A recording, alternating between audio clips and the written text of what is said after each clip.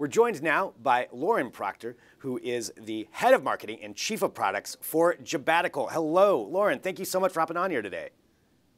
Thank you for having me. Lauren, I've got some specific questions we want to get to. We want to talk about some trends maybe for 2019, just when it comes to jobs. But why don't we walk everybody through what it is that you do there with Jobbatical and what the company is? Yeah, so Jobbatical is a company that matches international tech workers with companies who want to hire them all over the world. That's pretty great. I'm sure for a lot of our audience in particular, this is something that I'm sure they'll want to check out. So you have the different companies will be looking for jobs, but in specifically this international side of it. I find that really interesting. So who is maybe your target market for these? Yeah, so actually there's a skills shortage in tech almost everywhere right now. And we have tech workers from every country around the world. We just got a sign up from North Korea. And wow. We have employers from 76 countries. So these are employers who really want to, build diverse teams and benefit from global expertise around the world. I think that's really impressive too, and it says a lot, I think, about where we're at right now too with technology. Like this idea of, oh no, I'm just going to go to Silicon Valley. Like that's where everybody goes for work in tech. I mean, clearly that's not true, but this helps connect people for all of that. So that's really, really, really a great idea for that. And how long has Jobbatical been around? So Jobbatical had just celebrated our 4th birthday. So yeah, pretty new company. And how many people are using it right now? We have 275,000 people now around the world who've raised their hands and said, that they really would like to take a job abroad, which it's growing more and more. We're getting about 3,000 signups a week, and we've matched people from 34 countries to 54 other countries. So wow. Definitely bringing people to different startup hubs around the world. Absolutely. Well, and with that, with probably the kind of information that you're getting, working with that many employers, that many countries, and that many people seeking jobs, you probably get a pretty good idea of what the trends are when it comes to employment. I think that's one of the things we wanted to bring up is maybe for 2019, what some of the trends are you see for going forward. Absolutely. So we're seeing more and more remote work. And right now, it's people who have gone remote. They want to stay remote with their careers. They want flexibility. They want better. Uh-oh. And more than anything, we're seeing tons of people from big startup hubs, San Francisco, New York. They're throwing away their salaries in return for real personal growth and career growth. And they care about working on a company with a mission. That's, and I feel like that is definitely a trend as far as that. I mean, you've seen different news stories about employees disputing things, if the company goes in a certain direction. I know Google's had a whole bunch of things going on with that. So company mission seems to be, correct me if I'm wrong, the company mission seems to be a very big thing that people are looking for when they're looking for jobs. Absolutely. It's more important than ever. And I think that, as we get these tech people, in all of us, I think we're getting lots of recruiting messages, inundated.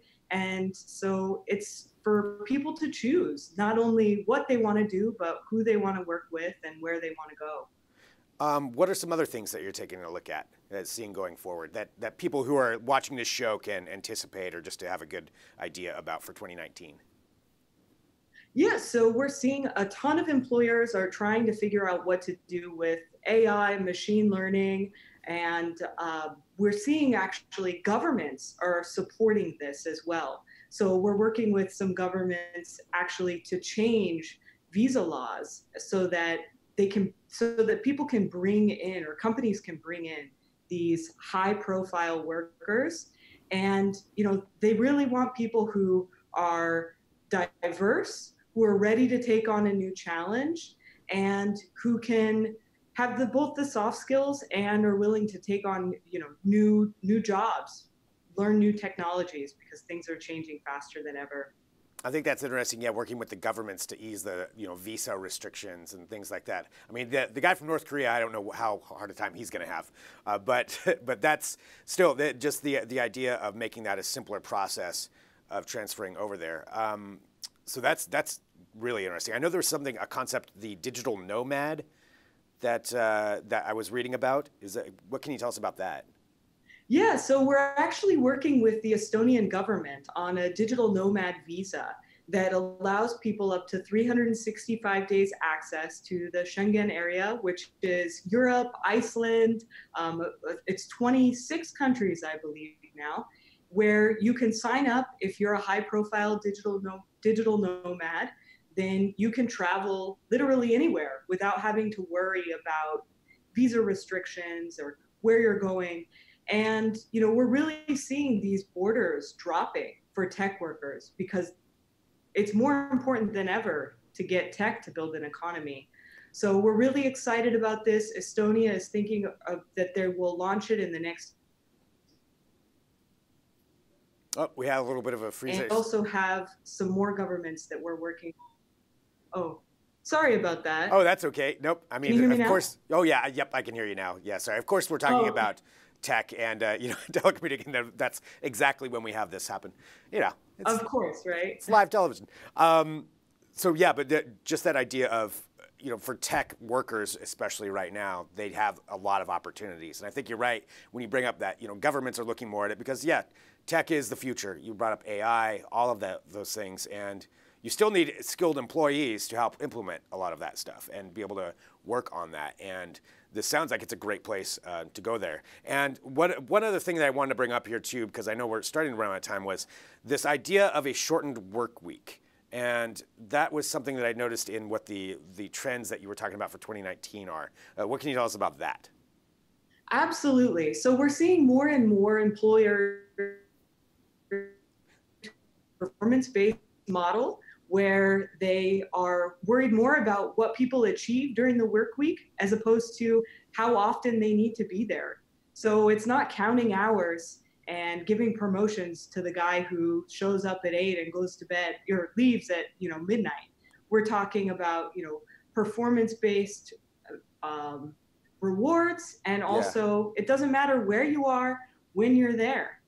I love that idea because I think that's probably, that that old model of you need to be there at the office for 16 hours in order to get ahead, and that's not always the case. That's not always the right way to look at it, and just value of life and keep people from getting burnt out. That is definitely something that's an interesting concept, and if it sounds like maybe we'll see more of that in 2019. Absolutely. Well, I want to thank you, too, for hopping on here today to discuss this. And again, Jobbatical, so just go to jobbatical.com. Is that the best way for people to sign up? What's the step a person watching this show should do to get involved?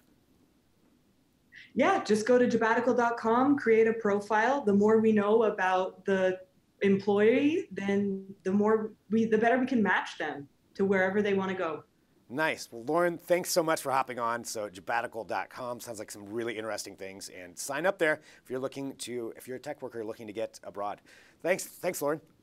Yeah, thank you. Have a good one. You too.